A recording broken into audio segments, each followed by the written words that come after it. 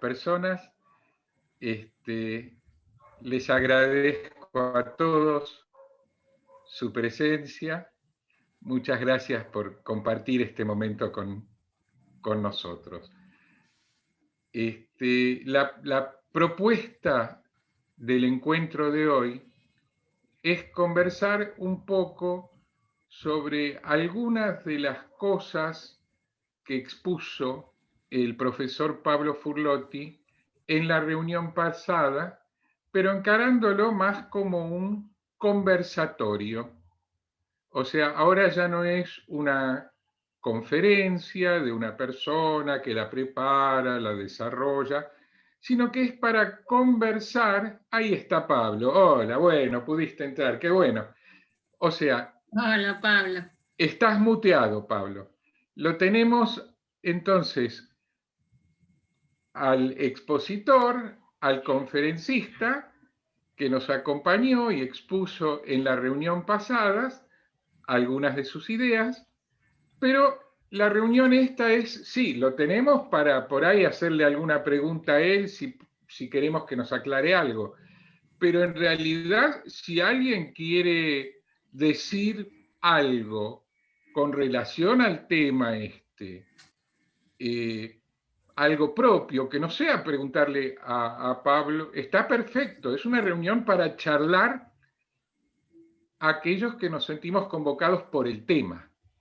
Lo único como una cuestión de orden, como somos unos cuantos, en principio vamos a plantear como tope para cualquier intervención de quien sea, tope de tiempo, unos 4 minutos. Para quienes están acostumbrados a alguna reunión en Zoom sabrán que 4 minutos de hablar es muchísimo tiempo y se puede perfectamente exponer una pregunta, una cuestión básica por lo menos en 4 minutos. Y si se vuelve necesario que esa persona se extienda un poco, lo hará, no hay ningún problema. Es simplemente para ordenarnos, organizarnos entre nosotros. Les mando, me pidió que les haga llegar un saludo cálido de recepción el presidente de la Fundación Shalom, doctor Paul Warsawski, que hoy él tenía, en fin, no pudo acompañarnos circunstancialmente solamente por la reunión de hoy, pero quiso mandar un saludo. Y bueno, entre otras cosas, si queremos, podemos empezar por una pregunta que justamente Paul Warsawski quiso dejar para el profesor Pablo Furlotti. Una primer pregunta como para ir rompiendo el fuego, el hielo. No, el fuego no, el hielo mejor. A ver, un segundito, la tengo que buscar, discúlpenme. Aquí la tengo. La leo en voz alta para todos. La pregunta es para el profesor Furlotti. De la conferencia del profesor Furlotti surge a raíz de los términos de la controversia entre Pablo de Tarso y Pedro, que Pablo admitía la existencia de más de un camino de salvación entre los seguidores de Cristo según fueran o no judíos. El camino posteriormente seguido por el cristianismo parece excluir esta posibilidad, pues sostendría que fuera de la Iglesia no existiría salvación. De ser así, ¿a qué atribuye usted la adopción de este último principio? ¿Y cuándo ubica su aceptación? Bueno, y ahora, antes de, si es que quiere contestar el doctor Furlotti, está como un miembro más acá en este encuentro, puede contestar o no, como guste, pero antes de cederle la palabra, le voy a pedir a la doctora Andrea De Vita, ¿estás preparada para co-coordinar, para coordinar un poco el encuentro ahora? Sí. Muchas gracias. Bueno, Entonces, no sé, doctor Furlotti, ¿quiere usted contestar esta pregunta? Sí, si les parece, empezamos con esa pregunta. No hay problema. Perfecto. Perfecto. Y los que quieran, tengan algún comentario o pregunta propio que hacer, por ahí acá abajo en la pantalla donde dice reacciones, marcan reacciones y con la ayuda de la doctora de Vita ya vamos a ordenar un poquito a quién le damos la palabra Sí, después. o levantan la mano. Eso. Ok, adelante. Adelante. Bueno, este, la expresión es una expresión que en latín se dice extra ecclesia nulla salus, ¿sí? Fuera de la iglesia, extra ecclesia, no hay salvación, ¿no? Nulla salus. Es una expresión que viene desde los primeros siglos del cristianismo y respondiendo un poco a la pregunta, tratando de responder a la pregunta que me transmitía Marcelo, no recuerdo quién la había formulado, este, eh, ¿cuál sería el origen? Bueno, yo considero desde una perspectiva histórica que cuando el cristianismo se fue formando como una religión independiente del judaísmo, eso fue un proceso, no fue de un día para otro. Ustedes saben, todos los oyentes pueden entender fácilmente que formar un grupo humano, ¿sí? Un grupo humano con determinadas creencias y demás, no es de un día para otro. Lleva tiempo que los integrantes de un grupo adopten la identidad de ese grupo, realmente formen sientan una identidad de grupo y demás. El cristianismo no se formó de un día para otro.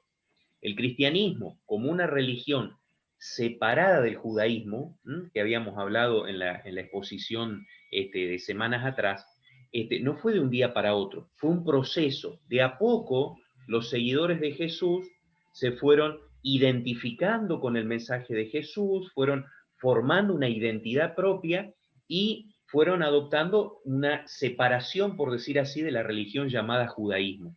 Pero fue de a poco, fue un proceso que se fue dando a lo largo del tiempo. Ahora bien, para formar cualquier grupo humano, ¿sí? Y formar una identidad, uno adopta muchas veces expresiones, formas de entender, ¿sí? Que hacen a la identidad de ese grupo. Entonces yo creo que cuando el cristianismo se empezó a separar del judaísmo, obviamente quiso marcar la diferencia, intentó al principio marcar la diferencia con el judaísmo. Entonces, primero lo identificó como una religión, ¿sí? Completamente distinta o aparte del cristianismo, y después fue adoptando la identidad propia de los cristianos hasta el punto de decir que, bueno, los cristianos son, o el cristianismo es el depositario de la salvación, ¿sí? Y llegaron a expresiones así muy fuertes como esta, de que fuera de la iglesia cristiana no hay ninguna salvación. Obviamente que ahora, siglo XXI, a nosotros nos suena raro eso, ¿sí? Primero, porque todos los creyentes sabemos, no importa si somos judíos, cristianos y más, que Dios está por encima de las tradiciones religiosas. Dios es más que el judaísmo, Dios es más que el cristianismo, Dios es más que el islam. Está por encima de las confesiones religiosas. No podemos nosotros, humanos, encasillar a Dios, ¿sí? Dentro de una tradición determinada. ¿Mm? Dios está por encima de esas tradiciones religiosas, ¿sí? Entonces, la expresión, pero eso lo entendemos ahora y sobre todo ahora con una sensibilidad mucho más ecuménica y de diálogo interreligioso, ¿sí? Nos suena raro esa expresión extra ecclesia nulla salus, fuera de la iglesia no hay salvación. Pero en los inicios del cristianismo, cuando el cristianismo recién se separaba del judaísmo, era una expresión que trataba de formar la identidad del cristianismo, ¿sí? El cristianismo o los cristianos se sentían como que eran los depositarios de la salvación. Obviamente que cuando eso se lleva al extremo, y de hecho sucedió, trae enfrentamientos, obviamente, y no podemos negar que a lo largo de la historia hubo enfrentamientos muy fuertes entre el cristianismo y el judaísmo por parte de cristianos que han tenido una actitud completamente despreciativa hacia el judaísmo y después ha dado problemas dentro del mismo cristianismo, porque no podemos olvidar históricamente en el siglo XVI, XVII las guerras de religión que hubo en Europa entre cristianos católicos y cristianos reformados, ¿sí? O sea, interesante cómo a veces el querer formar una identidad propia puede traer dificultades, puede traer problemas. A esto también quiero agregar que el Catecismo de la Iglesia Católica, tiene la frase en su interior, en el párrafo 846, ¿sí? Lo digo con exactitud para el que quiera buscar, aparece la frase fuera de la Iglesia no hay salvación y aparece explicada, ¿sí? Explicada en este sentido que yo lo estoy haciendo, en un sentido más bien histórico, ¿no? ¿Qué quiso decir esa expresión y cómo hay que entenderla hoy en día, ¿sí? Y obviamente que el Catecismo de la Iglesia Católica mismo dice que esa expresión hoy en día, por supuesto, no puede ser interpretada de la misma manera que cuando se forjó allá en los inicios del cristianismo. Hoy en día hay una sensibilidad y se ha llegado, yo creo, gracias a Dios, a una interpretación, a una profundización del mensaje cristiano, en el cual obviamente sabemos que Dios excede cualquier tradición religiosa. Con esto quiero decir que la salvación de Dios no se limita a nuestras categorías y a nuestros encasillamientos, ¿sí? Dios puede obrar la salvación en un judío, en un cristiano, en un ateo. La salvación de Dios y el poder de Dios es infinito. Nosotros no lo podemos limitar dentro de una sola tradición religiosa. Y por último, había una parte de la pregunta que me formulaba Marcelo, que era la idea de desde cuándo empezó a cambiar esta idea del extra ecclesia, nulla salus y demás. Yo creo que a lo largo de la historia hubo pensadores cristianos, tanto católicos como no católicos. Cuando hablo del cristianismo en general, que han tenido una visión muy parecida a la que tenemos hoy en día, de diálogo ecuménico, de diálogo interreligioso. Y también debo decir que históricamente el Concilio Vaticano II, que fue un evento que sucedió, creo que todos lo conocen, pero entre 1962 y 1965, contribuyó en gran medida, con los documentos que se redactaron allí en ese concilio, Nostra Aetate, y otros documentos, incluso documentos donde hablan de la iglesia, ¿sí? Propiamente de la iglesia, como por ejemplo Lumen Gentium o Gaudium et Spes, ¿sí? Son todos documentos que se redactaron durante el Concilio Vaticano II. Bueno, eso fue realmente un gran cambio de perspectiva o de mirada con respecto a las tradiciones religiosas, la salvación de Dios, etc. O sea, el Concilio Vaticano II trajo mucha luz. Antes del concilio hubo también grandes pensadores. Pienso, por ejemplo, en John Henry Newman en el siglo XIX. Pienso en un gran teólogo católico alemán como fue Johann Meller, ¿sí? Que tuvieron Yves Congar, padre dominico, que también participó del Concilio Vaticano II, pero antes incluso escribió cosas muy interesantes sobre el diálogo ecuménico, el diálogo interreligioso, etc. Pero eso fueron lucecitas así como individuales antes del concilio. Y después el Concilio Vaticano II ayudó a difundir esta visión un poco más, diría yo, abierta, ¿sí? Y un poco más profunda de lo que es la salvación que Dios obra, ¿no? Y que no se limita a las tradiciones religiosas que se han dado a lo largo de la historia.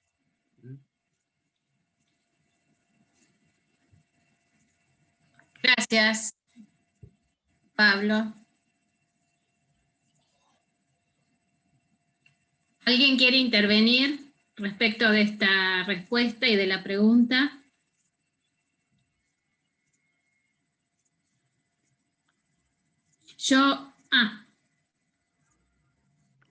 Bueno, yo quiero hacer una pregunta, Marcelo, no veo, sí. Pablo, respecto de las raíces judías retomando tu conferencia de la semana anterior, ¿no? Respecto de las raíces judías de Pablo, digamos, efectivamente, Pablo era un judío impregnado de helenismo, etcétera, lo que hemos conversado y a lo que se refieren los textos. Pero desde el punto de vista conceptual y de su predicación, es decir, la de Pablo, ¿dónde está el punto de separación Es una pregunta y a su vez es un comentario. ¿Dónde, si rompe con sus raíces judías, por más que las haya tenido en su mensaje, ¿dónde está ese punto de inflexión en Pablo? Puede ser que esté, según vos, en el concepto de escatología, digamos, ¿cómo perdura la raíz? Es decir, ¿cómo perdura la raíz judía de Pablo y dónde no perdura en su predicación? Bien, no sé si ya respondemos o damos lugar a Como guste. Sí, como ustedes sí. quieran, ¿sí? Bueno, Yo tengo también una pregunta, como gustes. sí, como quieran ustedes, que son, digamos, los que moderan la conversación Entonces con ustedes. escuchamos la pregunta de Marcelo y tenemos las dos. Bueno, Bueno, más que una pregunta, es un comentario. Es lo siguiente. Según yo tengo entendido, en el antiguo Israel, en la época de Jesús, se celebraba, por ejemplo, durante la festividad, por ejemplo, durante la de Sukkot, se hacían en el templo de Jerusalén ofrendas y se rezaba por las otras naciones. Esto, traducido a la problemática de la que estábamos hablando antes con relación a la pregunta que me pidió Paul Varsavsky que formule a Pablo, significa que en el antiguo Israel no había la creencia de que solamente era posible la salvación para los judíos y a través de la práctica del judaísmo. De hecho, en el antiguo Israel se hacían incluso los judíos religiosos practicantes, los sacerdotes en el templo, tenían ceremonias para la gente de otros pueblos y otras religiones también bendecirlos y en nombre de esa gente llevar un sacrificio. Y hay muchísimos casos, muchas situaciones que todavía están registradas y se pueden leer hoy en día en el Tanaj, en el equivalente al Antiguo Testamento cristiano, que muestran que en el antiguo Israel y para la mayoría de los religiosos, creo, hoy en día todavía, lo importante es que una persona cumpla con lo que se denominan las leyes noaicas, o sea, las normas de conducta dadas por Dios a Noé, y que son para todo el mundo y no solamente para los judíos. Que la práctica judía es la vía de salvación para los miembros del pueblo judío, ahí sí. Y bueno, este comentario lo hago porque tiene que ver con algunas ideas de otra persona que está presente hoy acá, que desde hace décadas que viene trabajando esta problemática desde una perspectiva, una hermenéutica propia, que es Yoel Ben-Arié. Así que me parece, no es una pregunta exactamente para Yoel, pero es una invitación a que reflexionemos sobre lo que significa en el judaísmo las diferentes vías de salvación que incluyen a los que no practican el judaísmo,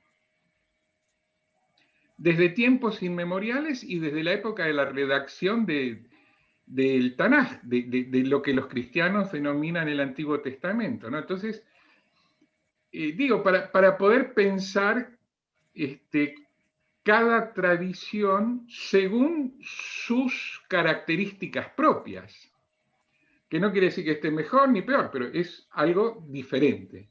Este era mi comentario. Nada más. Una invitación a Joel también a que enganche por este lado si quiere decir algo. Bueno, Pablo. bueno, vamos entonces con lo que preguntaba Andrea, la intervención de Andrea. La continuidad y la discontinuidad del pensamiento de Pablo. Bueno, en cuanto a la continuidad con el judaísmo, yo creo que no hay un solo punto. Podemos hablar muchos puntos, ¿sí? En cuanto a la continuidad con el pensamiento judío, Pablo, por ejemplo, habla de los mandamientos, lo habla claramente y dice que los mandamientos se sintetizan, ¿sí? El decálogo se sintetiza en el amor al prójimo. Habíamos citado unos textos la semana pasada, encontramos en Romanos, en Gálatas, etcétera. O sea que eso es continuidad con el judaísmo, que también lo encontramos en Jesús, ¿sí? Cuando a Jesús le preguntan cuál es el mandamiento más importante, bueno, dice amar a Dios y amar al prójimo. Y en eso no se distingue nada con el judaísmo. Cualquier judío hubiera estado de acuerdo, yo creo, con Jesús. Bueno, Pablo está en esa línea también. Obviamente también Pablo considera que el pueblo judío es el pueblo elegido, lo dice claramente la carta a los romanos, en eso hay también continuidad. O sea que yo creo que son muchos los puntos de continuidad. El problema de la discontinuidad, aquí yo creo que hay un punto en el cual puede dar lugar, por supuesto, a debate y a discusión. Yo considero que, vuelvo a repetir lo que dije la semana pasada, que Pablo, obviamente, si tuviéramos a Pablo en el momento en que él vivió y le preguntábamos si él era cristiano, y posiblemente iba a decir que no, porque no sabía lo que era el cristianismo, no estaba formado como tal el cristianismo. Ahora, sí hubiera reconocido que él forma parte de los seguidores de Jesús. Y Pablo, yo creo que lo deja claramente en sus cartas, lo expresa claramente en sus cartas. Pablo reconoce en Jesús al enviado de Dios, reconoce que Jesús es el Mesías. Y en ese punto es un punto de inflexión con el judaísmo del judío Pablo antes de encontrarse con Jesús, ¿sí? Pablo reconoce en su carta que Jesús es de condición divina, ¿sí? Carta a los Filipenses, capítulo 2, 3, Pablo claramente cita un himno cristológico que existió antes que él, no lo había elaborado él, sino que evidentemente lo vio, y dice que Jesucristo, siendo de condición divina, no retuvo esto, sino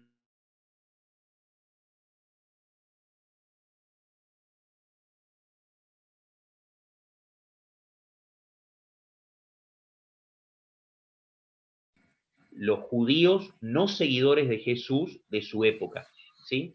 Ahí Pablo reconoce, y yo creo que ahí obviamente que vamos a encontrar una diferencia teológica, porque Pablo reconoce que en la carta a los Corintios reconoce que todas las escrituras del Antiguo Testamento tienen su sí en Pablo, dice, su sí, perdón, en Jesús, ¿sí? Al decir tienen su sí en Jesús, es que se cumplen en Jesús.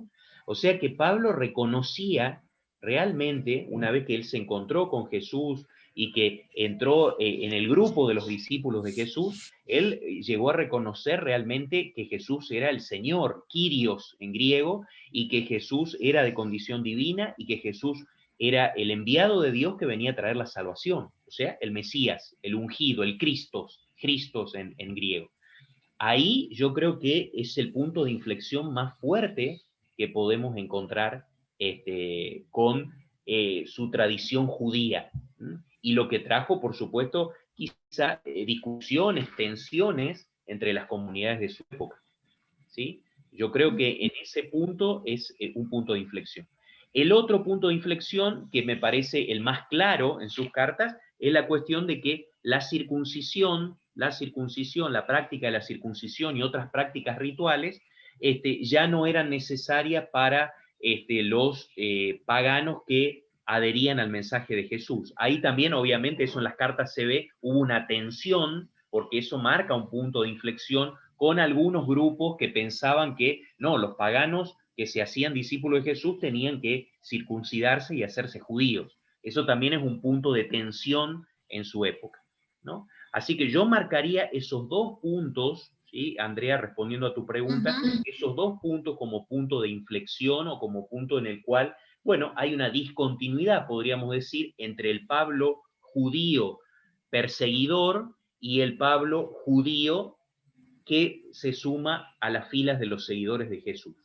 Pero, insisto, es una interpretación obviamente dada para discutir y para hablar, pero yo insisto en el judaísmo de Pablo hasta el fin de sus días, ¿sí? Realmente él nunca dejó de considerarse judío, aunque podamos identificar estos puntos de inflexión, ¿sí? Por eso yo decía que más que hablar de conversión de Pablo, tendríamos que hablar de un Pablo antes de encontrarse con Jesús, un judío que perseguía o no comprendía a los seguidores de Jesús, y después de encontrarse con Jesús, en un judío que se hace discípulo de Jesús, pero siempre permanece en su tradición judía. ¿Sí? No sé si responde Sí, si, sí. esto es lo que yo podría decir, ¿no? Y con respecto a lo que señalaba Marcelo, que él dijo no es una pregunta, obviamente yo solamente una palabra, también en el cristianismo está la idea presente, incluso podemos encontrar textos en el Evangelio, en los Evangelios, la idea presente de que Dios puede obrar la salvación incluso en personas que no adhieren al grupo al que está uno. Pongo un pasaje del Evangelio que aparece en los evangelios sinópticos. En un momento los discípulos encontraron a un hombre que hacía milagros o hacía signos y no estaba en el grupo de los seguidores de Jesús. Entonces van los discípulos y le dicen a Jesús, mirá, encontramos a uno que expulsa demonios y hace milagros en tu nombre y se lo prohibimos porque no está con nosotros, le dicen los discípulos a Jesús. Y Jesús le dice, no se lo impidan, no se lo impidan, porque el que no está en contra de nosotros, está con nosotros. O sea, fíjense que ese hombre que expulsaba demonios y demás no estaba en el grupo de los discípulos de Jesús. Y sin embargo Jesús dice, bueno, no se lo impidan, dejen que siga obrando porque no está obrando en contra de nosotros. Bueno, a partir de esos textos y otros textos que encontramos en los escritos del Nuevo Testamento, podemos decir que también está la idea en el cristianismo de que Dios puede obrar la salvación sin que nosotros sepamos cómo, fuera del cristianismo y fuera de cualquier otra tradición religiosa. La cuestión es que, vuelvo a repetir, a veces en el afán de diferenciarnos con otros grupos, y eso es un proceso histórico, en el afán de sellar nuestra propia identidad, a veces nos cerramos, ¿sí? Nos cerramos y creemos que somos los dueños y los depositarios de la salvación en el afán de diferenciarnos con los otros, ¿sí? Pero en eso hay que tener un cuidado extremo, porque si no podemos correr el riesgo de creer que nosotros somos los únicos y exclusivos depositarios de la salvación de Dios. Y vuelvo e insisto con esto, Dios es más grande que todas las tradiciones religiosas que puedan existir y que todos los grupos religiosos que pueden existir. Dios excede los conceptos que pueda tener un grupo o una tradición religiosa. Puede obrar más allá de esas tradiciones y nosotros no somos quienes para encasillar la obra de Dios en un determinado contexto o en un determinado marco, ¿no? Eso solamente agrego, no estoy respondiendo porque no era una pregunta lo de Marcelo, sino agrego a lo que él decía. Joel. Bueno, acá hay varios temas. Primero, esto también para charlar, Pablo también lo dijo, el apóstol Pablo no rompe con sus raíces judías, de ninguna manera. En donde no perduran sus raíces judías, perduran en todo lado, pero si hay una actitud diferente de Pablo del judaísmo en su época, o de los apóstoles, es de que Pablo comprende el camino de Damasco, se aparece a Jesús, la comprensión de que también la salvación comienza un proceso, la salvación es para todo el mundo. Y eso está de acuerdo también con el judaísmo. Ya creo que lo cité la semana pasada, que en el Talmud dice, bueno, estaba hablando de la casa de Israel que fue dispersada, ¿no? Pero dice que la casa de Israel no fue dispersada, sino también para agregar gentiles a Israel. Es judaísmo, lo que está haciendo Pablo también, agregar gentiles a Israel. Y la iglesia hasta el día de hoy se considera Israel. Por supuesto que diferenciada de los judíos, el veros Israel, es una teoría distinta.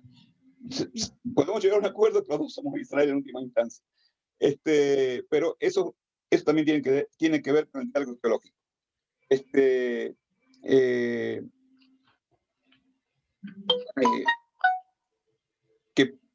Que Pablo reconoce la condición divina de Jesús, de vuelta no es novedad.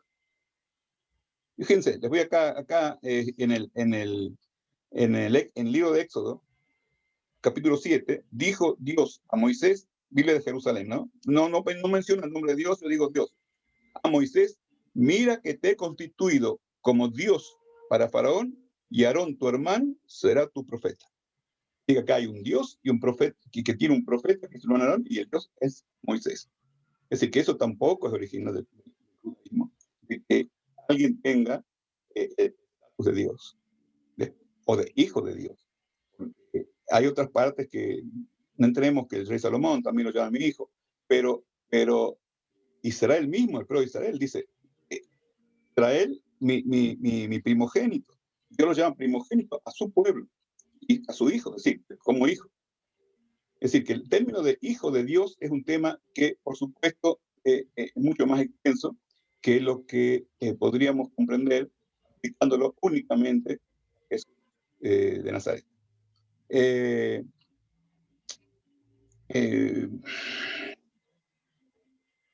Bueno, ya hablábamos también de que Pablo se opone a la circuncisión de los paganos, y eso también tiene que ver con el judaísmo.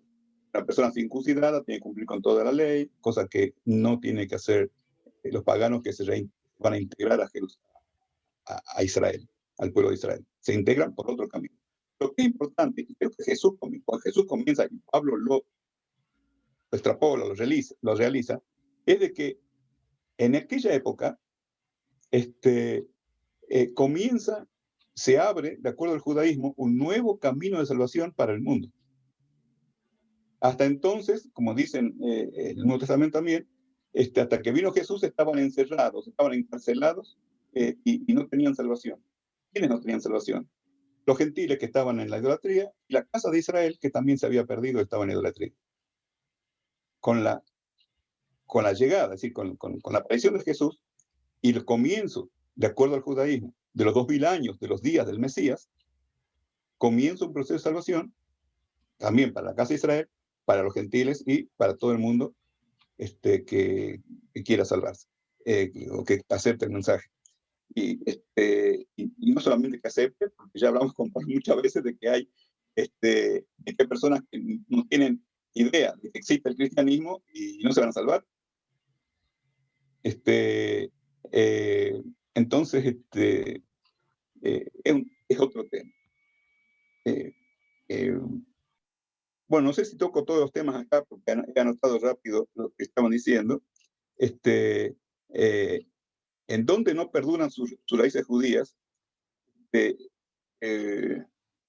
bueno, hay también, como dijo Pablo, discusión entre los teólogos.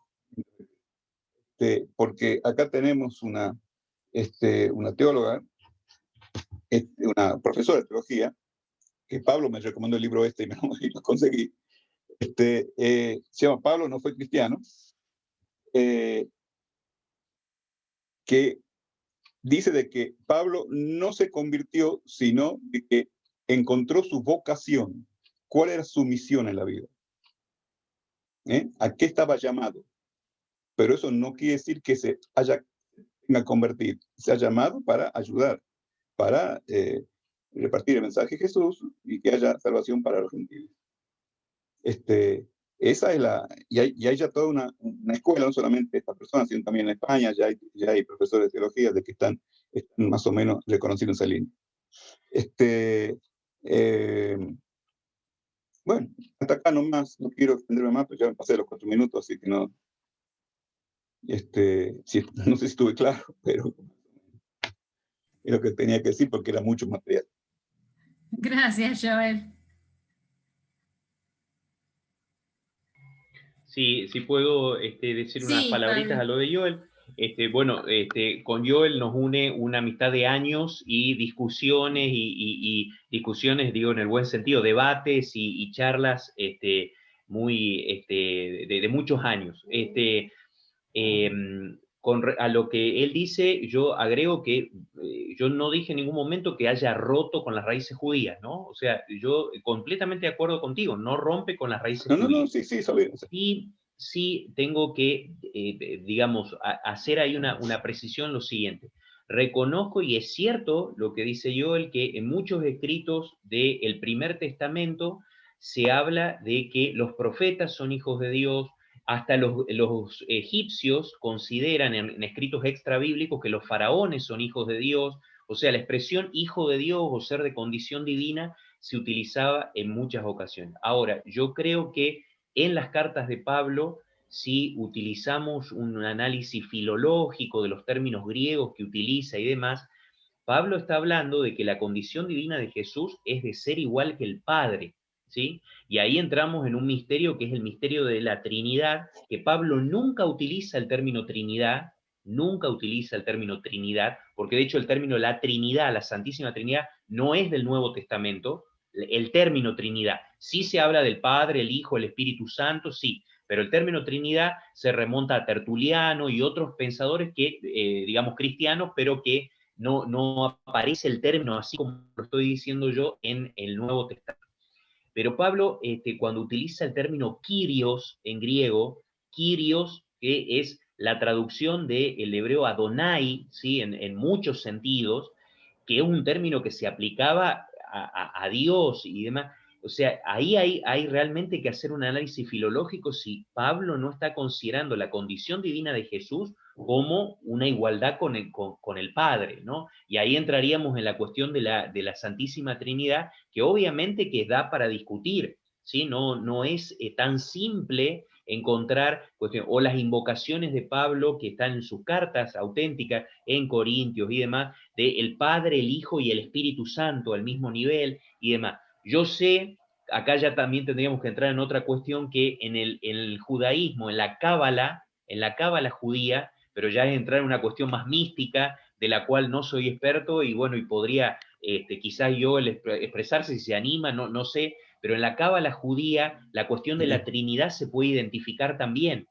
Ahora, si Pablo tenía esos conocimientos o no y demás, bueno, es toda una cuestión para debatir y discutir, ¿no?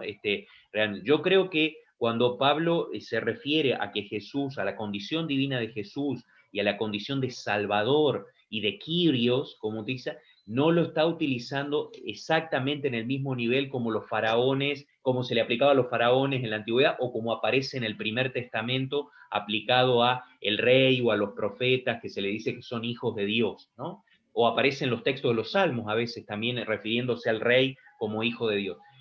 O también decías, Joel, al pueblo elegido se lo llama el hijo de Dios también en el Primer Testamento en algunos textos. Ahí, bueno, esto, digo, da para discutir. Yo creo que Pablo en sus cartas le da a Jesús una condición divina que no es igual a la que encontramos en el Primer Testamento y que lo equipara, digamos, a Dios Padre. Pero bueno, eso daría para mucho más y creo que excede esta cuestión. Yo creo que sí, en ese punto hay una ruptura o una discontinuidad. La palabra ruptura no me gusta, una discontinuidad sí, con su tradición judía, pero no significa eso que rompa o que discontinúe sus raíces judías, ¿no? En eso estoy de acuerdo con lo que dijo Joel, que permanece en sus raíces judías, ¿no? Ok, según como yo he visto la pantalla, primero Marcelo Castaño y segundo Marcelo Aptegman. Adelante. Bueno, ¿cómo están? Este tema me llamó mucho la atención y me interesó bastante, más allá de los aportes que ya había hecho en el momento de aquella charla. Y hay una cuestión que encontré estudiando a algunos de los teólogos cristianos que dicen que atribuirle a Pablo la ruptura del judaísmo con el cristianismo es tergiversar desde lo íntimo cada una de las cartas. ¿Por qué? Porque en realidad lo que deberíamos hacer es una lectura literal del contenido de cada una de las cartas escritas por Pablo, particularmente marca la de Romano y la de Gálatas,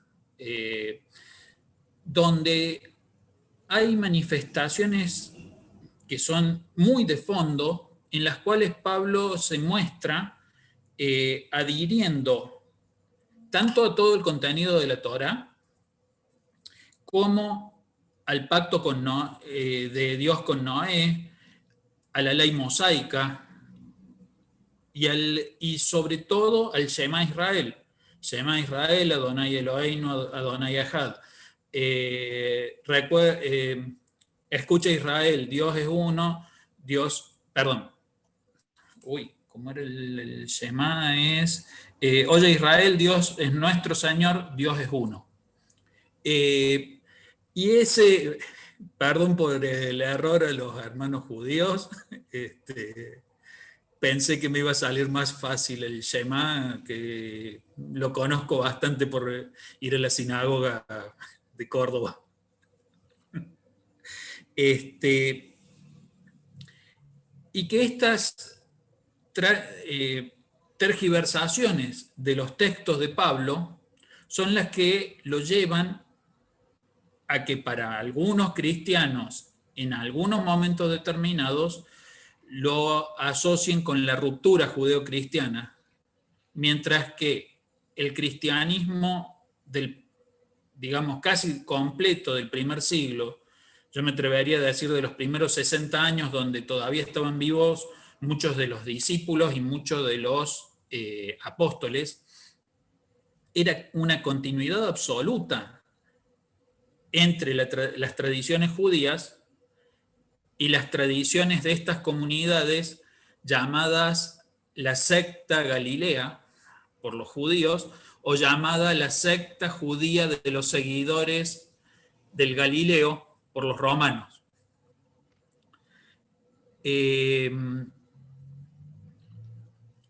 Incluso hay quienes dicen que Saúl es quien rompe con el Shabbat, y es todo lo contrario.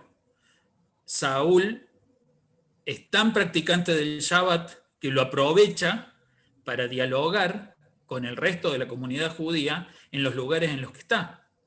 Y eso está escrito en los Hechos de los Apóstoles.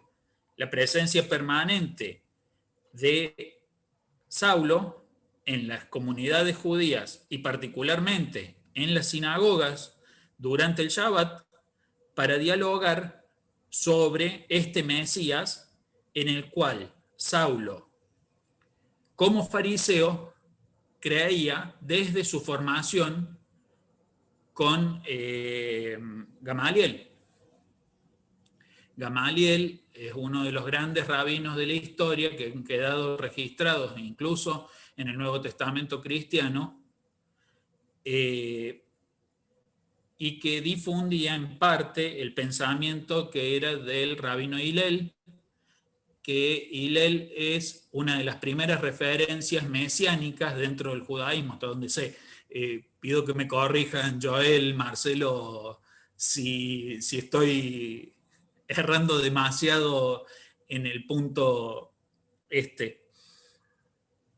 Y una cosa que también tenemos que tener en cuenta es que la ruptura con el judaísmo es mucho posterior.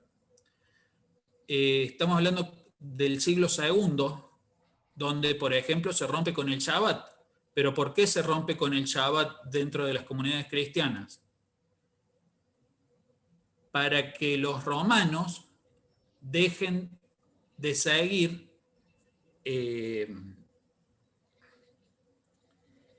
la fiesta que tenían, denominada la fiesta del sol, que ocurría todos los domingos. Entonces, la ruptura que es incitada por San Justino de pasar del Shabbat al domingo es nada más que para opacar la fiesta del sol que tenían los romanos en todo su imperio.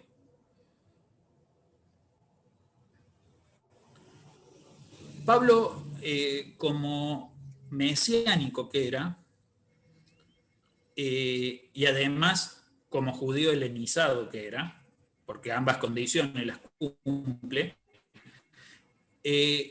lo que busca es una universalización del judaísmo que hasta ese momento no se veía como una religión nacionalista o nacionalizada de un territorio determinado dentro de lo que era el gran imperio romano.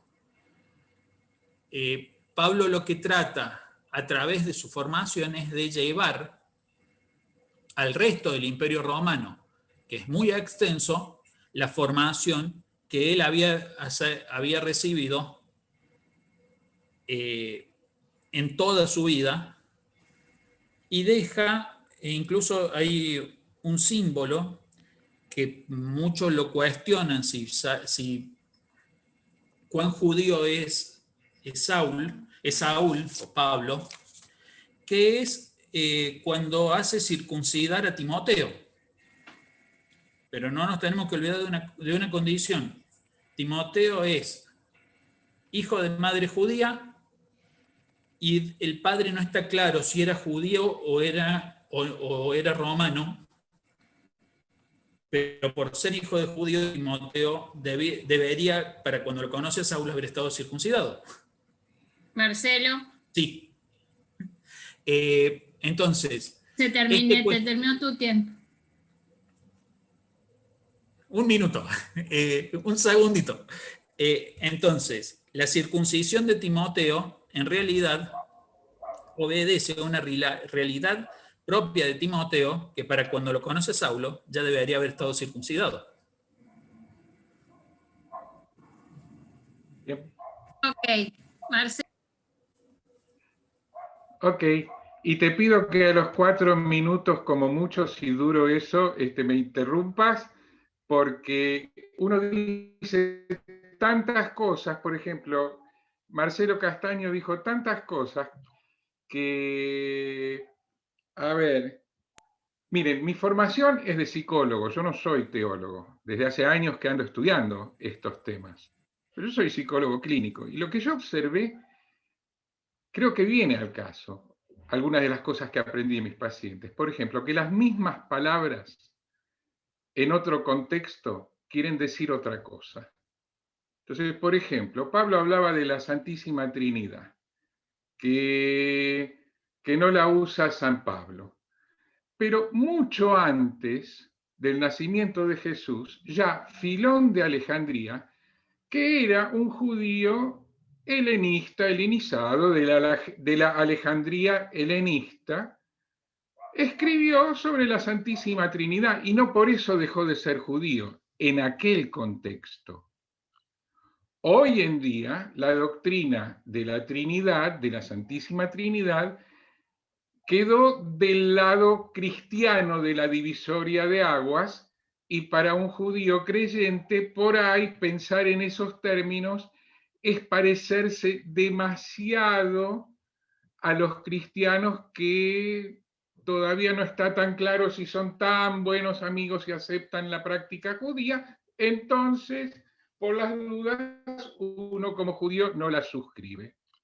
Pero hace más de 2000 años, mucho antes del nacimiento de Jesús, pensadores judíos de Alejandría, la misma ciudad donde se tradujo al griego la Torá o todo el Tanaj, y que dio la Septuaginta en la que se basaron los primeros estudiosos cristianos, ¿no?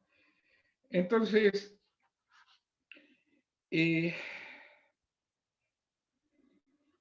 miren, esto de que las mismas palabras quieren decir otra cosa en otro contexto, yo creo que es fundamental, porque si nos agarramos de las palabras solamente, por ejemplo, cómo se enuncia una doctrina, y olvidamos el contexto en el que se dice, quién lo dice, a quién lo dice, nos olvidamos de qué es lo que le da un sentido a esas palabras. Y acá voy cerrando. Por ejemplo, en la reunión pasada, Alejandro Martínez está todavía. Allí está, sí. En la reunión pasada, Alejandro, vos dijiste algo, ¿no? Que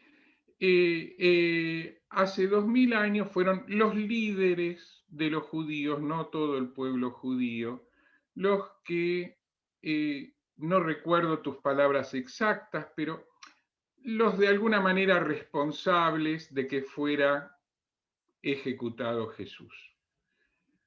Y esas palabras han tenido una carga de acusación deicida contra el pueblo judío a lo largo de 2 milenios, que es difícil de simplemente barrer bajo la alfombra la connotación emocional, el significado que puede tener entendido en ese contexto. Y entonces yo entiendo que leyendo el texto de la Biblia, literalmente, uno puede afirmar algo así, sin ánimo de ofender a nadie, porque es la verdad que uno lee. Entonces, no es algo contra ti, pero estoy queriendo mostrar cómo las palabras que uno dice tienen una historia que le antecede a uno, consecuencias que uno no ve hasta dónde van a llegar, y que además cambia el sentido que tienen según quién las dice, a quién las dice y en qué contexto, ¿no? Y por eso es tan necesario, pasaron mis 4 minutos, por eso es tan necesario que nos reunamos a charlar para ir aclarando estas cosas. Gracias, Marce. Alejandro, ¿querés responder?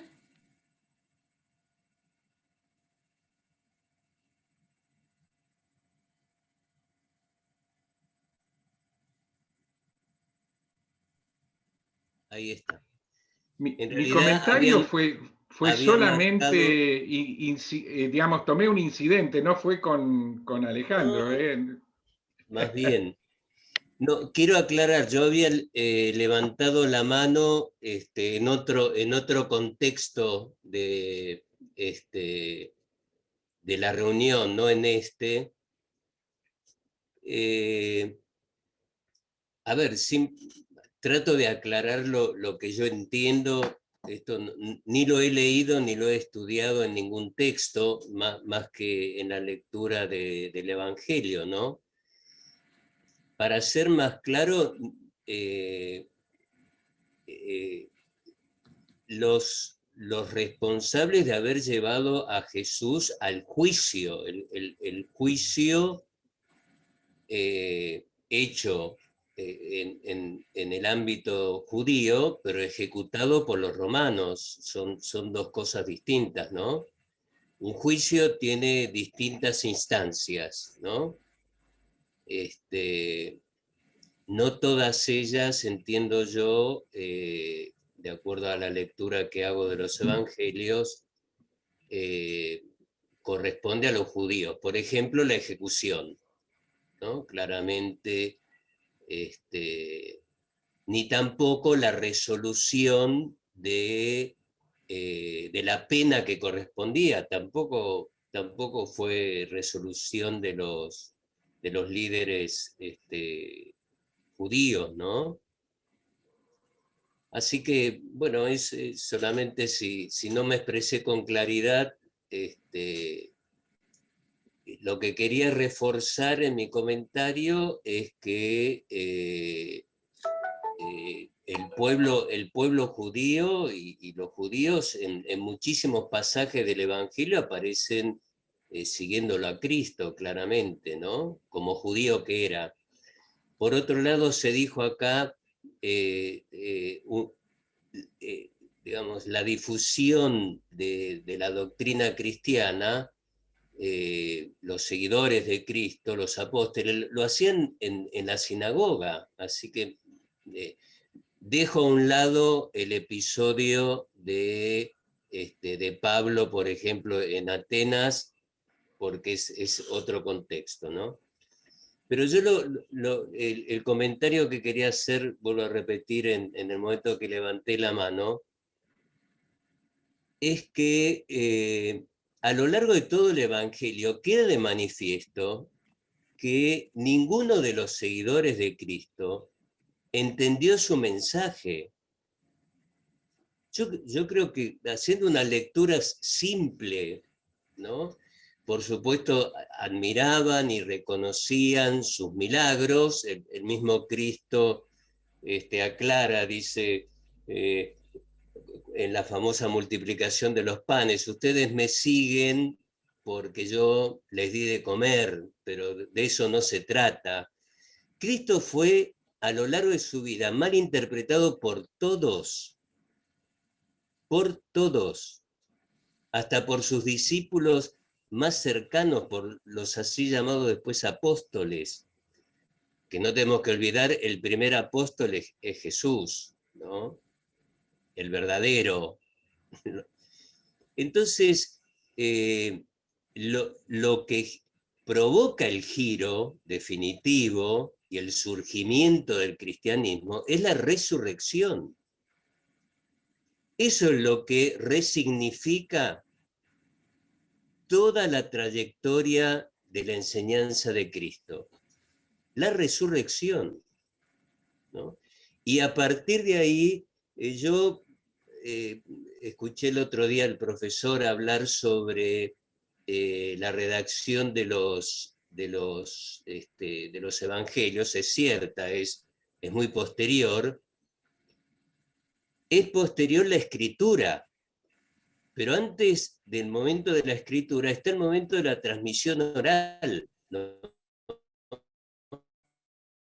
Y creo en ese sentido que en esa tradición oral los evangelios comenzaron a difundirse desde el momento que los discípulos fueron testigos de la resurrección de Cristo y comprendieron el verdadero mensaje. Y no sé si estoy en tiempo, perdón, hago este último comentario. Tanto es así que los términos griegos, ¿no?, que se usan del Evangelio para la resurrección, lo tomaban como un levantamiento, ¿no? Un levantamiento político, social. No entendieron nunca que se trataba de otro tipo de resurrección, ¿no?, la que nosotros entendemos hoy. Ese era mi comentario nada más. Gracias, Alejandro. ¿Y entonces esa es la discontinuidad en Pablo? ¿Puedo intervenir? Sí. Sí. Bueno, yo primero quiero solamente dos palabritas de Marcelo, de lo que dijo Marcelo Castaño. Me parece que es un aporte interesante lo que está diciendo, suma a lo que habíamos expuesto la semana pasada, es decir, mostrar que realmente las raíces judías de Pablo siguen estando presentes en Pablo. Me parece muy interesante los aportes que ha hecho. En esa línea iba la exposición, ¿no? Es decir, mostrar que Pablo, sus raíces judías permanecieron y permanecieron hasta el final de su vida, ¿no? Así que lo de Marcelo, simplemente agradezco el aporte, ¿no? Que era eso, precisamente un aporte para sumar lo que, muy rico, por cierto, para sumar a lo que habíamos dicho. Con respecto a lo de Marcelo, Marcelo Ackerman, para diferenciar los apellidos, Marcelo, claro, estoy de acuerdo contigo que las palabras en sus contextos dicen cosas distintas. Por eso decía que el concepto de Trinidad está presente en el judaísmo, por ejemplo, en la Cábala, que en la mística judía, y como Filón de Alejandría, ahora tenemos las obras de Filón traducidas al castellano en la editorial Trota de Madrid. Entonces podemos tener acceso, que antes las teníamos traducidas, pero una editorial que no era demasiado conocida o demasiado difundida, pero ahora hay una traducción que se está haciendo, editorial Trota, interesante para los hispanoparlantes. Y por supuesto, Filón es yo tengo acá alguna de sus obras, no he podido comprar todas las obras, pero realmente es un digno de ser estudiado, y además no olvidemos que Filón fue contemporáneo a Jesús. O sea, nada más que Filón vivía en Alejandría y Jesús en Galilea, pero fueron contemporáneos, ¿no? Entonces también uno podría rastrear en el judaísmo de Filón términos o expresiones como el de la Trinidad. Cuando yo decía esta cuestión de que si en Pablo está o no está presente y si eso marca una discontinuidad con el judaísmo, a lo que voy es que es para estudiarlo y para analizarlo más. No estoy absolutamente seguro de los términos y las que utiliza Pablo en las cartas y hasta dónde o no podemos hablar de que formuló el misterio de la Trinidad o no, si eso le viene de su judaísmo, de su formación judía o no. Eso es digno de ser investigado. O sea, no estaba haciendo una afirmación, digamos, final, ¿no?, como teniendo la verdad, sino que digo, es para investigar. Lo que sí creo es que el reconocimiento de la identidad de Jesús, ¿sí? De Jesús para Pablo, me parece que ahí hay un punto de discontinuidad con su formación anterior. Pero digo, esto es digno de ser estudiado y de ser analizado. ¿Está? Entonces yo diría así, con una expresión más general, que en Pablo hay una continuidad con el judaísmo, sin duda, pero no es una continuidad directa y absoluta, sino que hay ciertas discontinuidades que son interesantes para investigar, sobre todo en cuanto a la divinidad y en cuanto a la acción salvadora de Jesucristo, ¿no? Porque en sus cartas hay términos y expresiones realmente muy interesantes. Bueno, eso nomás son palabras que quería sumar a lo que se había dicho. Y Mirta Dantur. Gracias, Pablo. Mirta. El micrófono, Mirta. Está muteado el micrófono. Ahí ya se dio cuenta. Pero no lo desmutea. Sigue muteado.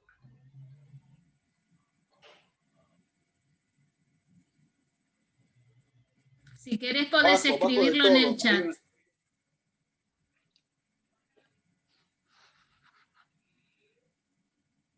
La persona que es administradora del grupo puede pedirle que lo deshabilite y de ese modo le va a hacer un cartel también. Bueno, gracias, Mauricio. Pero me parece que Martín ya no está. ¿Vos sabrías cómo hacerlo, Andrea? No. Andrea, si querés, pone ahí en participantes. Vos estás con el... Espera, déjame ver. Abajo va a aparecer un cartel que dice participantes y ahí cuando veas mi nombre te acercás hacia la derecha y dice más. Ahí en más te debe salir un cartel que dice hacer co-host.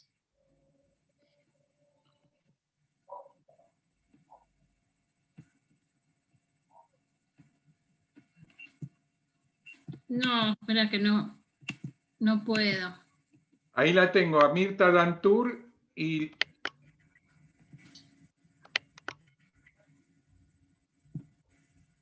No va a poder, Andrea, porque el anfitrión es Fundación Shalom. Exacto, es la fundación, se tiene que desmutear, sí. ¿Qué pasó? Hola. Martín, ¿podés desmutear a Mirta Dantur? Yo no puedo desmutearla, lo que puedo hacer es pedirle que se desmutee, que ya lo hice, pero no, si ella no acepta, no puedo. Yo ya le pedí que se desmutee. A ver, ahí. Ahí está. Ahí está. Ahí, Mirta. Bueno, no, dos acotaciones, ¿no? Yo tengo idea y memoria de que lo que se me ha enseñado a mí es que Natanael lo adoctrina a Pablo, ¿no? Como que lo catequiza a Pablo antes de comenzar él su misión. Natanael. Eso es lo que guardo yo en mi memoria. Y con respecto a hacer al otro, al prójimo, todas las religiones tienen ese concepto de no hacer al prójimo lo que no le gustaría que le hicieran a uno. Nada más que eso. Son dos conceptos. Lo de Natanael y lo de unidad, digamos, en todas las religiones con respecto a respetar al prójimo y hacerle al prójimo lo que le gustaría que a uno le hiciera y no hacer lo que no le gustaría que no le hiciera. Bueno, eso nada más. Sí, Mirta, la regla de oro. Así es. Marcelo. Bueno, en realidad no había pedido la palabra, okay. pero me quedó en el... No, pero ya que aprovecho para hacer un pequeño comentario. Y después Joel. Y después le paso a Joel. Antes Marcelo Castaño había dicho respecto a la academia de Gamaliel, que si tenía yo referencia, preguntaste a mí y a Joel, de que hubiera un mesianismo judío antes. Y entonces aprovecho para contestar que sí que lo hubo durante varios siglos, y una ilustración de eso la puedes encontrar dentro del Antiguo Testamento, en el libro de Daniel, que profetiza que va a venir un Mesías. Por ejemplo, es un caso, ¿no? Bueno, perdón, Joel, te escuchamos. Bueno, yo quería aclarar una cosa con lo que dijiste, Alejandro, de que Jesús fue juzgado por los judíos. Fue una ejecución de un juzgamiento. No fue así. No hubo juzgar a una persona. Dentro de la ley judía hay una serie de reglas que no existe en el caso de Jesús. Hubo una decisión de que debía morir, pero no hubo un juicio de que juzgó. Algunos intelectuales dicen de que ven en Jesús algún tipo de blasfemia. Tampoco es cierto, porque blasfemia dentro de la ley judía es mencionar la palabra de Dios, y acá no existe eso. Así que, bueno, la crucificación fue para los romanos, pero lo que es interesante es que Jesús no era considerado por los judíos un pecador, es que, como me dijo mi hermano la semana pasada, que fue enterrado en la tumba de José de Mateo, un miembro del Sanedrín. Si hubiese sido un pecador, pero está enterrado en otro lugar de los pecadores. Y acá no. Así que no fue considerado tampoco un pecador, una persona que estaba difundiendo alguna idea que no tenía nada que ver con el judaísmo, sino que había comenzado una nueva época. Creo que les dije la vez pasada de que el judaísmo divide la historia del mundo en 6.000 años. De la salida de Adán del paraíso, 6.000 años. Que son 2.000 años de caos, que es hasta Abraham, 2.000 años de la ley, ¿verdad? De que llega más o menos la época del segundo templo, la época de Pablo, Jesús, más o menos de esta época esa. Y después comienzan los 2.000 años, los días del Mesías. El día de hoy estamos esperando de que pronto llegue, porque ya se pasaron los 2.000 años.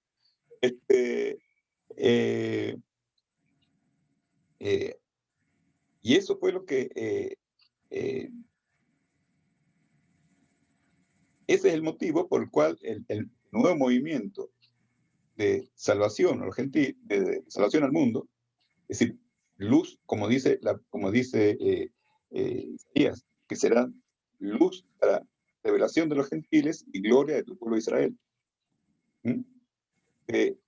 Y esa es la misión que hace. Se sale a hacer luz, es decir, a llevar a los gentiles al monoteísmo y la casa de Israel dentro de ellos, por supuesto. Esa es toda la cuestión. Y entre otras cosas, llevar al monoteísmo y el amor al prójimo también, así que no entremos en el tema ese. Bueno, no quiero extenderme más porque los tiempos, quiero ser disciplinado con los tiempos. Quería hacer esa aclaración nada más. Y me voy.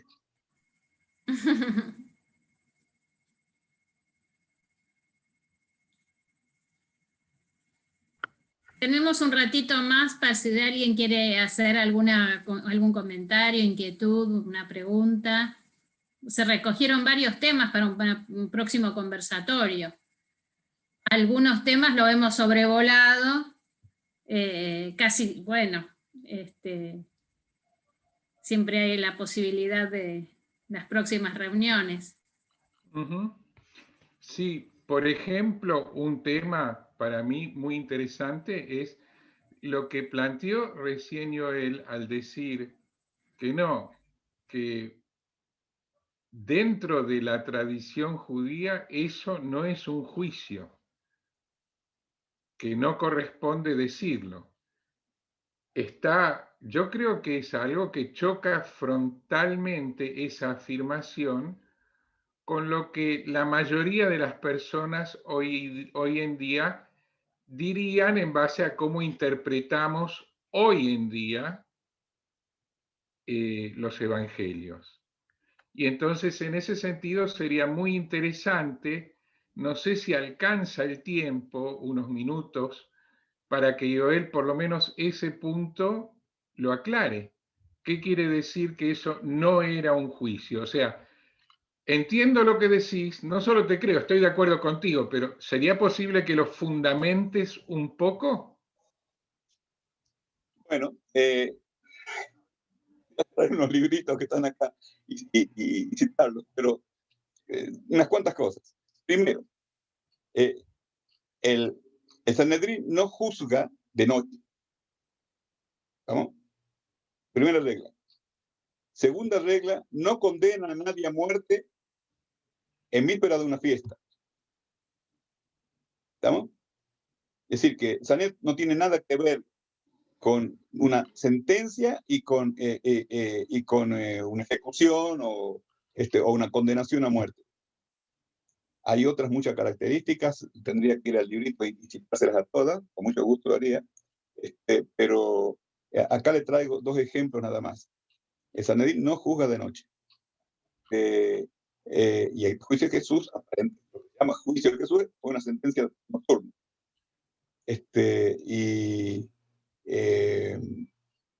Y la otra es que tampoco se condenaba a muerte. Primero que un Sanedrín no, la pena de muerte está dentro de la ley judía, la ley oral, también de la escrita.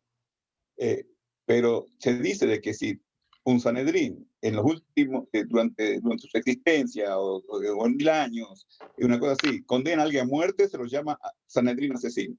Es decir, se trataba de evitar de que haya condenas de muerte. Cuando una persona hacía algo que tenía pena de muerte, se lo podría cambiar por una reserción al afectado por dinero, con su libertad.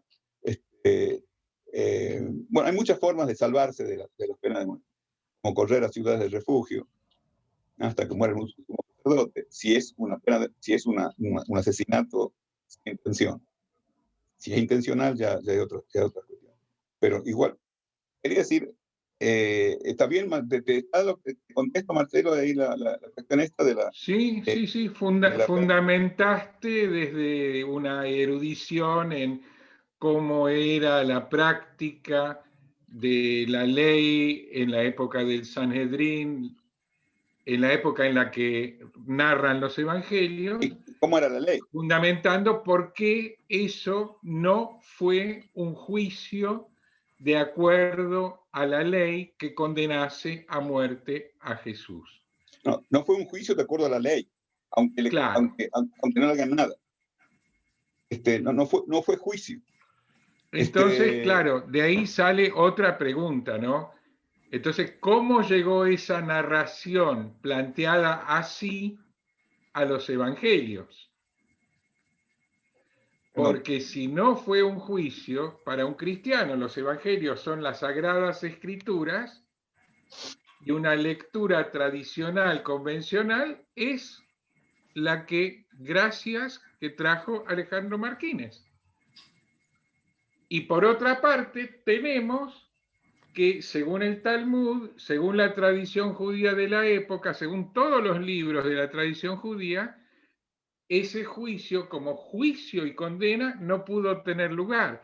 Entonces, ahí hay una incoherencia aparente, por lo menos, que valdría la pena salvarla. ¿Dónde estuvo el malentendido?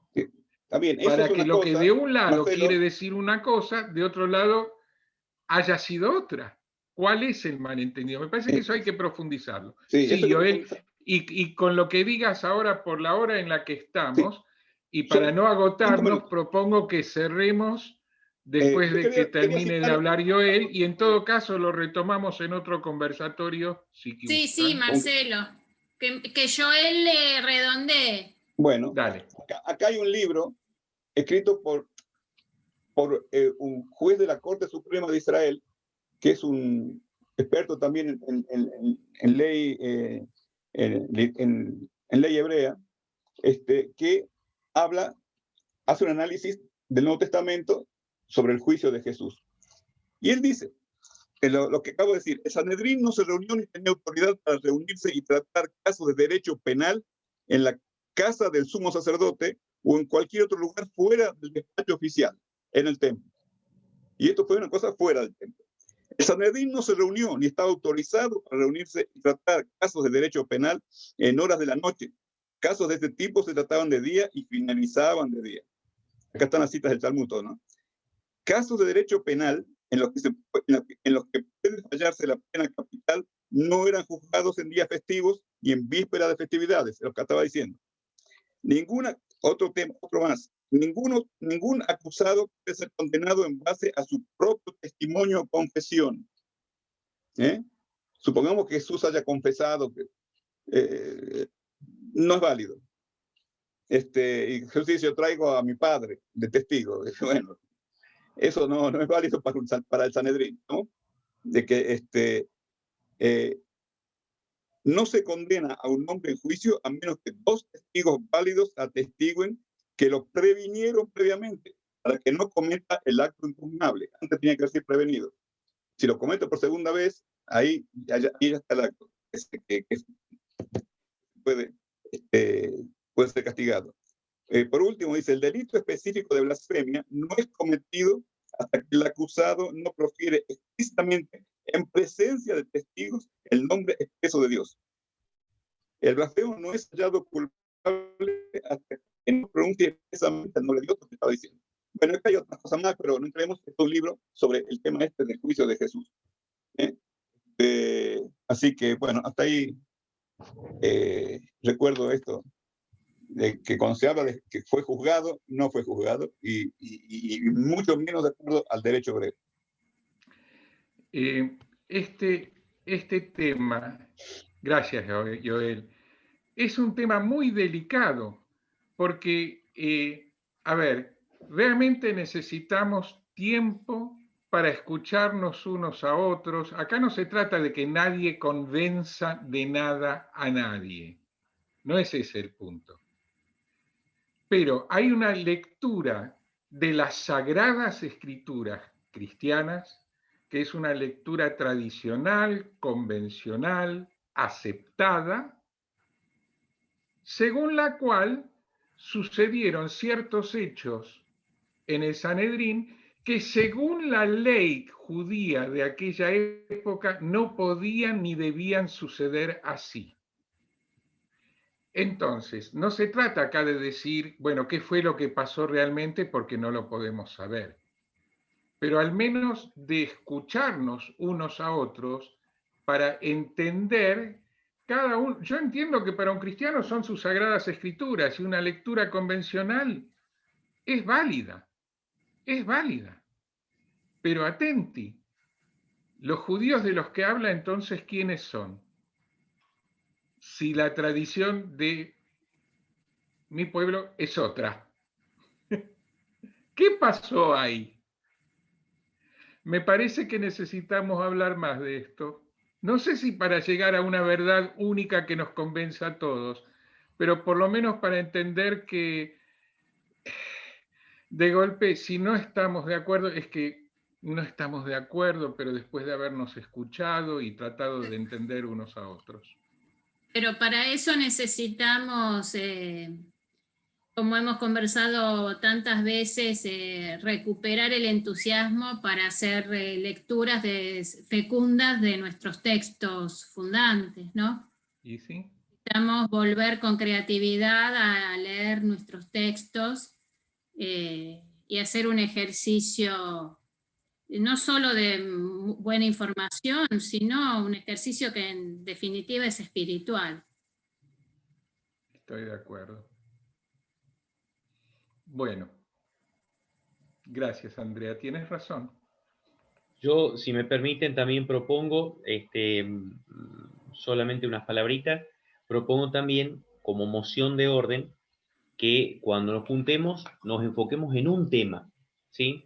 Porque yo creo que a veces el hecho de ir abriendo temas y temas y temas y temas y temas, fíjense que nos reunimos para hablar de Pablo y terminamos hablando del juicio en el Sanedrín, ¿sí? No importa, todo suma, pero a lo que voy es que a veces nos abrimos en ramas interminables de temas y no profundizamos en algún tema, ¿sí? la reunión pasada había sido sobre Pablo y la idea de esta reunión, por lo menos en el flyer de invitación, el cartel de invitación, era hablar sobre Pablo, ¿sí? Yo creo que a veces si nos abrimos a infinidad de temas, tocamos de oídas, ¿sí? Todos los temas y no profundizamos en nada. Muy bien, como dice Marcelo, no para convencer a nadie, sino para tratarlo en profundidad, para que lo podamos ver desde todas las perspectivas. Creo que eso también suma, ¿no? De poder enfocarnos en un tema y sacarle todo el jugo a ese tema y después, obviamente, ir tratando otros, ¿no? Otros que salgan derivados de eso, ¿no? Por mi parte, aprobada la moción de orden. Claro. Bueno, por la hora, para no agotarnos unos a otros, propongo que la sigamos en el próximo conversatorio y de corazón, gracias por haber participado a todos. Muchas gracias. Gracias, buena semana. Sí, muchas gracias. Hasta luego. Gracias a todos, saludos, buena semana. Gracias, saludos. Sí, Chao, buenísimo. abrazo.